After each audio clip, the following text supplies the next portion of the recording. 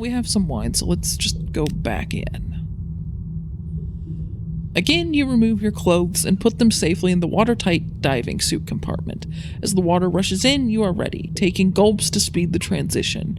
It feels less like drowning now, and more like baptism.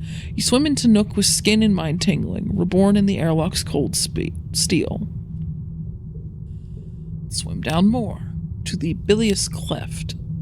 Few Nook folk swim this deep, where the water is foggier than a London pea super. Foul gas bubbles up from the beast's gut, acidic enough to sting your eyes. We can search for phosphorescent nodules. The Nook folk use them for light and guard them closely. When they do drop them, though, the nodules sink down here, glowing between the teeth. Intimidate phosphorescent nodules from nervous Nook folk. A ragged band squabble over glowing nodules. They stop when you approach, recognizing you. They know to be afraid. Trade memories of Nook for phosphorescent nodules. Down the writhing gullet. The beast is at least centuries old. Its stomach passages are a labyrinth. Who knows what might be lodged in there? Let's search for phosphorescent nodules. Snap, snap. Not a nodule. Not a nodule. Instead, it was a lambent eye of a giant leech creature, which almost bit your fingers off. You managed to wrestle it into submission. It seems the Nook folk are not the only ones who call Nook home. We now have a live specimen, apparently. Is that always what happens? No, different things can happen. Quick scavenging. You harvest a handful of the nodules. If you mean to venture deeper into the gullet, where it is only darkness and eye-burning waters, you'll need plenty of light. You swim into the airlock and alert your crew. Air flows in. You retch the last of the Nook water from your lungs. The air is uncomfortable in your throat. Cold. Thin. Unlocked with Nook Taste of Freedom 10 and Nook A Taste of Freedom less than 19. So once it starts to get too high, we might have problems. The crew murmurs as you pass. Their buttons are an irritation. You abandon the last 3. Your collar itches intolerably. You tug it loose. You are perhaps not regulation straight as you proceed to your quarters. Everything all right, Captain? A crewman asks, warily. The more time you spend in Nook, the more it will change you and unnerve your crew. Sacrifice memories to the flukes of Al Ghul to counter its effects.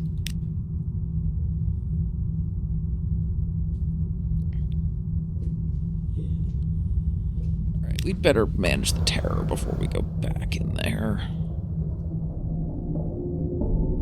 There's a gluttonous priest the Wreckers avoid who lost his ability to experience tether after carelessly letting it touch his hand. Now he goes to debasing lengths to experience another vision. Yeah, here, have the firkin of prisoner's honey. Blue skies. It is not difficult to find a private cabin. The Wreckers avoid him already. When you present him the honey, he snatches it from your hands and slurps it down. He crumbles onto the floor, eyes glazing, his voracious bites turning into stupid nibbles. A jar full of tether rolls out of his robe pocket right before he vanishes bodily. Bring the jar full of tether to the severe chemist, who waits on the udder shroom. Okay.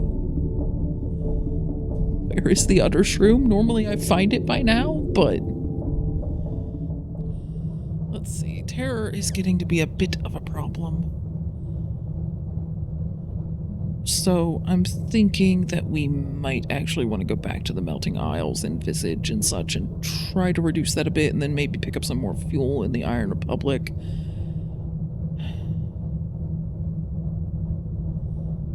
Because really the alternative is to try to get to like Port Cecil. And then like up to Bright and Irem. And we have 58 terror. Yeah, that's a little bit high. Okay, well, we're at least gaining some fragments while we're in Visage. Again, I'm not going with the bat mask right now because we really need to lower terror while we're here. So here we are, just basically grinding fragments.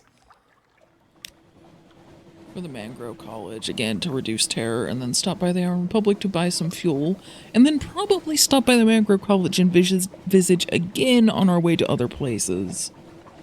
Which should hopefully get our terror down to something that is manageable, and get us some more fuel.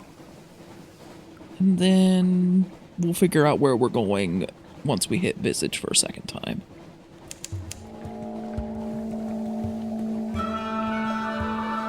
think we've discovered literally every undersea settlement except Hideaway at this point, though I'm not sure.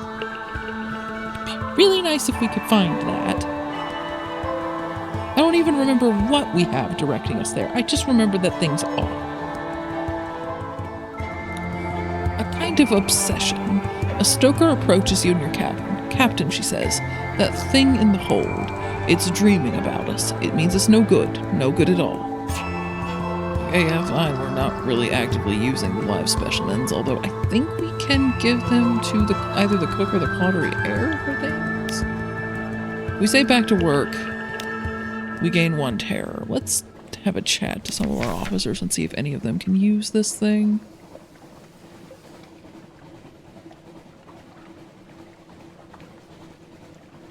Okay, and going to invite the Cloderier to dine with us. We have the spare supplies for it, so. Precise bite sizes. The cooked flesh arrives still in its shell. From the claws, 8 legs, body, and head, she renders a dozen neat, bite-sized piles of shredded flesh, sutured with mushroom or pinned together with a needle of chitin. Perhaps she has missed a calling as a chef. She denies it. My mother was the child of a surgeon in the first city. You might say that knife work runs in the family. There's a wicked, quirking smile at the corner of her mouth. Then there are the rumors about my father. She would deny there's any truth in those.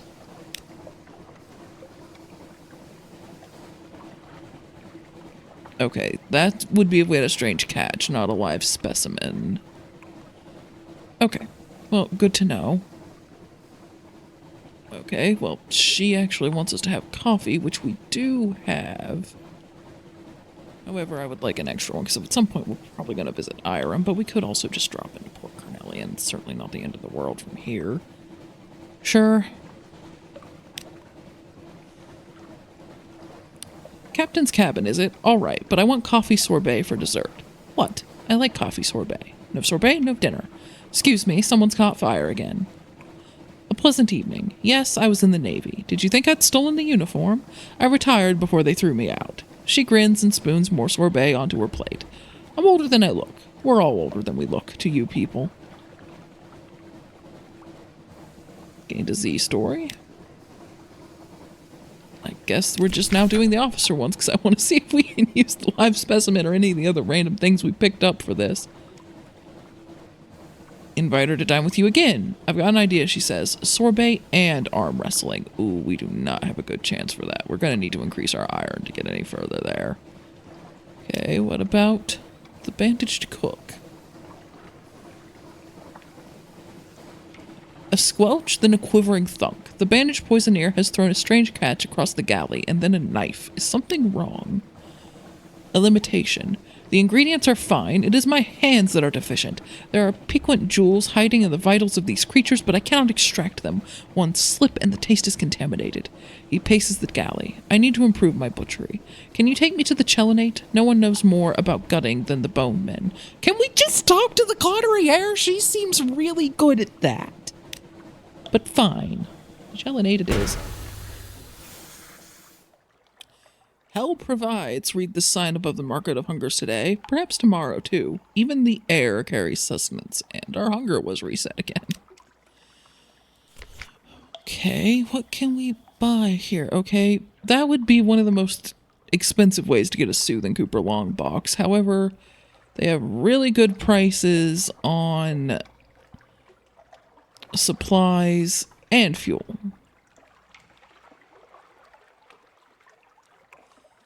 Okay, well, we're going to want a lot of fuel.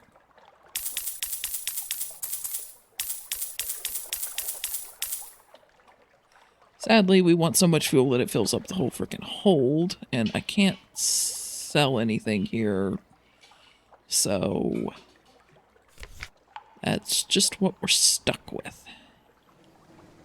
Okay, we're going to go down to Port Carnelian and then probably up through the Melting Isles again. Maybe while we're passing through here, we'll reveal a little bit more about this chunk of the map. In fact, considering that I know those golden ships like to hang out here, honestly, the C4 might be the safer of the two options. And who knows, we might find something.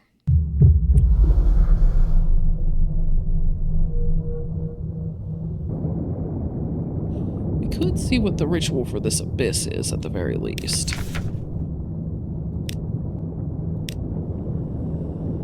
Let's see. This rite will increase your hearts by 20, but decrease iron by 10. Yeah, not overly interested in that. We can just depart, thanks. Grand Geode. A distant song like a mirage. A naval base with the Royal Navy's emblems, curiously amended. Efficient, bright-eyed women and men work briskly everywhere you look. They are singing hymns with unfamiliar words. Hard-faced Royal Marines watch you carefully, barring entry to the Geode's heart. A plaque by the docks has been defaced with orange paint, but you can still make out the original inscription, Station 5, Adjunct.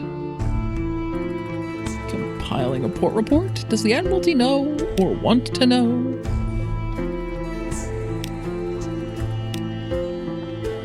Ask to speak with someone in authority. What is this place? The Commodore may be able to give you a few minutes. The Commodore shakes your hand warmly. He's handsome. He's a handsome, open-faced fellow in an immaculate Navy uniform. His office is equally handsome. It overlooks the glittering interior crystal cliff. It must be as well lit as any study in the Neath. He deflects questions about the purpose of this installation. Classified, you know, but smilingly offers you tea, biscuits, and mineralogical anecdotes. The biscuits are good, but the anecdotes rather blend into the next. You find yourself nodding, then jerk suddenly awake. The Commodore is smiling. Your cup is empty. You feel well, very well. A little euphoric, even. Come back soon, he says softly. Okay, so this has similar effects to being around sunlight, of all things. Purchase an element of dawn from the Commodore. Okay, we need one of these. The Commodore welcomes you smiling to his immaculate office.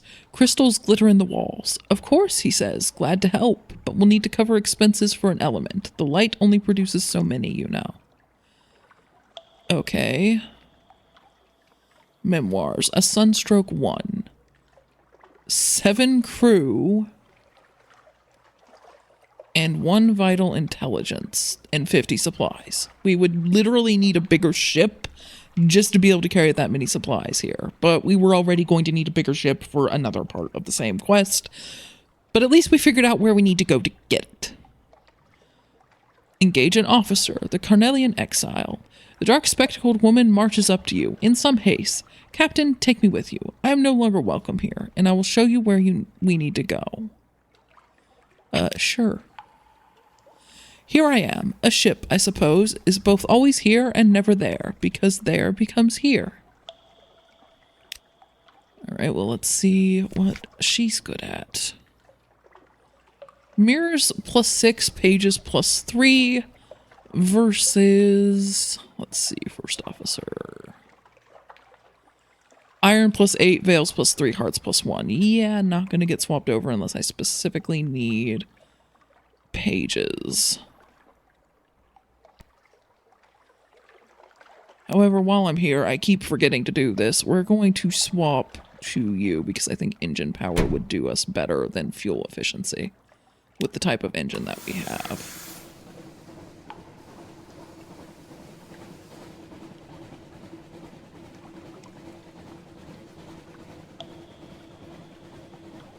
Okay, yep, golden ship over there. We're not going over there. Those 2 spots on the map can just remain blank for the moment, as much as it bothers me.